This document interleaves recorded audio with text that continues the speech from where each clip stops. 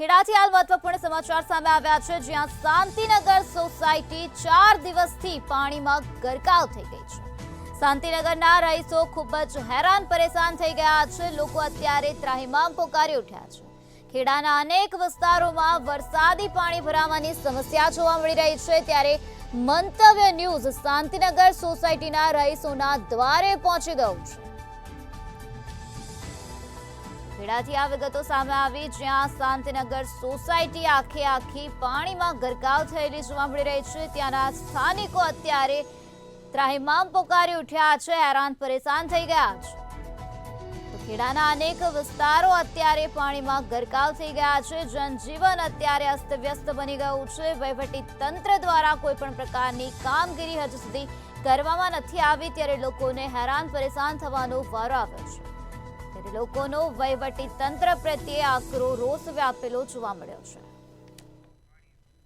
ખેડાના શાંતિનગર સોસાયટીમાં શેરડી નદી અને વાત્રક નદીના જ્યારે પાણી ફરી વળ્યા છે, ત્યારે હું આપને બતાવવા માંગીશ। અહીંયા આ સોસાયટીમાં જ્યારે પાણી ફરી વળ્યા છે, ત્યારે સ્થાનિક રહીશો ખૂબ જ ગંભીર પરિસ્થિતિમાં જીવી રહ્યા છે। 3-4 દિવસથી અત્યારે પાણી જ્યારે વકર્યા છે, ત્યારે કોઈ પણ પ્રકારની અત્યારે પાણી ઉતરવાની સંભાવના વર્તાઈ નથી રહેતી। 3-4 દિવસથી જ્યારે પાણી ભરાયા છે, ત્યારે અહીંના રહીશો પાણીમાં જ જ્યારે ફસાયેલા છે, ત્યારે ખાસ કરીને અહીંના વયોવૃદ્ધ જે શાંતિનગર સોસાયટીના રહીશ છે તેમને પૂછીશું। દાદા, શું નામ છે આપનું? રમણીકભાઈ પ્રભુદાસ પટેલ।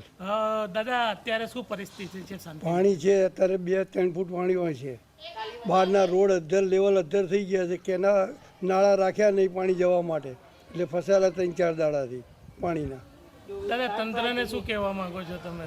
તો એમાં રોડની અંદર નાળા નખાવાની વાત કરવાની છે કે નાળા નખાવો તો પાણી જાય, નિકાલ થાય અહીંથી। દર ચોમાસામાં આવું પોઝિશન છે। તો ખાસ કરીને દર ચોમાસામાં શાંતિનગર સોસાયટીની આ જ પરિસ્થિતિ હોય છે, પરંતુ આ ફેર અતિવૃષ્ટિ અને વધારે વરસાદ વરસવાના કારણે શેરડી નદીનું જે પાણી છે તે શાંતિનગર સોસાયટીમાં આવવાના કારણે વધુ નુકસાન રહીશોને થયું છે। ખેડા શહેરથી ભાવેશ શર્મા, મંતવ્ય ન્યૂઝ। 3 દિવસના વિરામ બાદ ખેડા જિલ્લાની પરિસ્થિતિ ખૂબ જ ગંભીર છે, ત્યારે ખેડા શહેરમાં અત્યારે પાણી વકર્યા છે। શાંતિનગર સોસાયટીની આ વિસ્તાર છે, જેમાં છેલ્લા 3-4 દિવસથી આ વરસાદ પડી રહ્યો છે, જેને કારણે 4 થી 5 ફૂટ પાણી ભરાયા છે। અને ખાસ કરીને અહીંના જે રહીશો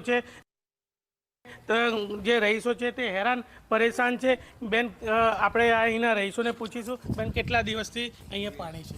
3 દિવસથી પાણી છે, ઉતરતું જ નથી।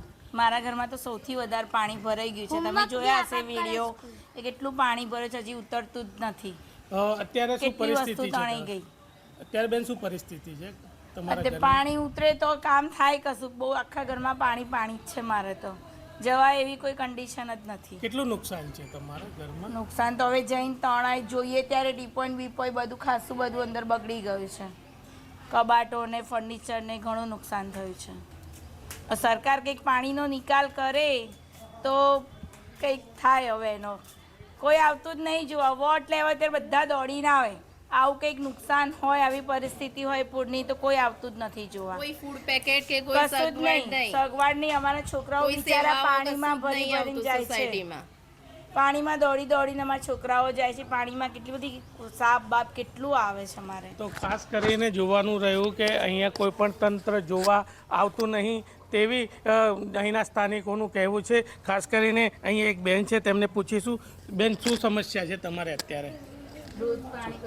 અત્યારે દૂધ શાકભાજી કશું અહીંયા વેચાણમાં આવતું નથી, અને કોઈ આ પાણીનું રોડ પરનાનું વિતરણ નથી, કોઈ સગવડ જવા માટેની નથી જે પાણીનો નિકાલ થાય એમ। તો કેટલી તકલીફ પડી રહી છે અત્યારે? તમને શાકભાજી લેવા જવું હોય, કંઈ બી લેવા જવું હોય તો શું તકલીફ પડે છે? હોય એ ચલાવવાનું, અત્યારે તો લેવા જવા કોઈ ગણપતિ પાણી છે, બોલો ને। જે ઘરમાં હોય એ ચલાવવું પડે, જવા માટે કોઈ સગવડ નથી। તો ખાસ કરીને મહિલાઓને પણ અહીંયા તકલીફ પડી રહી છે।